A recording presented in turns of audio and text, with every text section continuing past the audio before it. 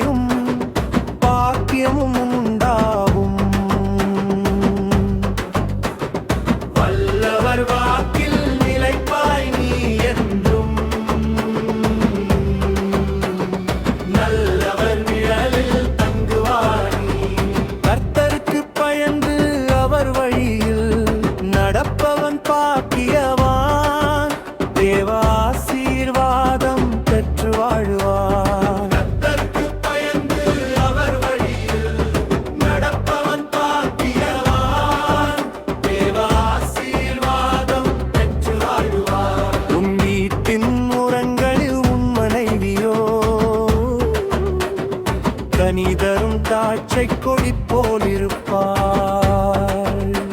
உன் பந்தியை சுற்றிலும் உன் பிள்ளைகள்